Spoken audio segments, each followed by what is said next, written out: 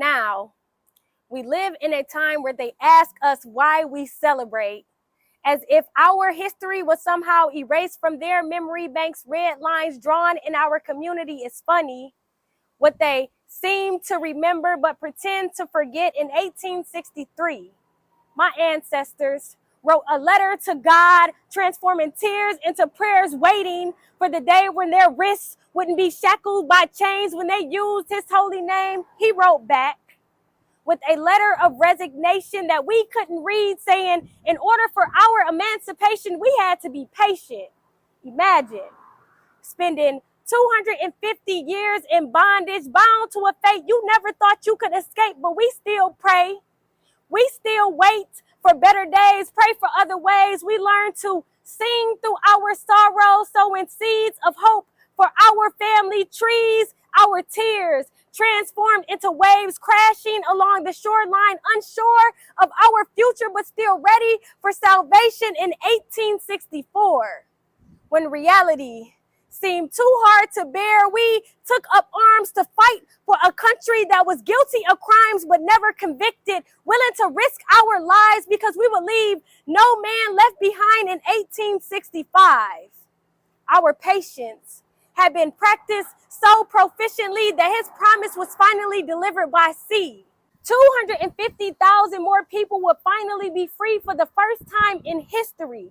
June 19th was described so vividly. Ships that once signified the horror of our arrival became the vessels of our revival. Our people took the streets in glee. For the first time, they got to experience peace, picking up the pieces of their lives, ready to move on to another fight. 2.5 years of their lives stolen out of spite, but still we rise, still we thrive. If you listen closely, when it rains in June, the sounds of the raindrops mimic the sounds of their teardrops, watering our melanin. You can hear those tears being transformed into testimonies because we remember. Like the Titans, we are the resilience we embody. So yes, we celebrate. We found community in chaos, in a world that showed us time and time again how much they care. We ignored the stares for one day to celebrate all the progress we have made and the sacrifices our ancestors gave. So no, we don't need your gentrified ice cream in your holiday section updated for corporate greed. What we need is more policies and for schools to teach Black history. Think logically.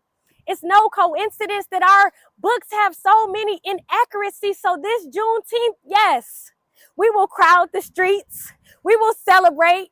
We will march, remembering the sounds of the drums beating under the sun and celebrating the fights for freedoms that we have already won. One day in June, when they ask us why we celebrate, when the wind reminds us of those waves crashing against the shoreline where their tears turn triumphant, we will remind them. When they pretend to forget that this is a sacred holiday that we will fight to protect, we celebrate our first step towards freedom, because if they're still asking, then we're not free yet.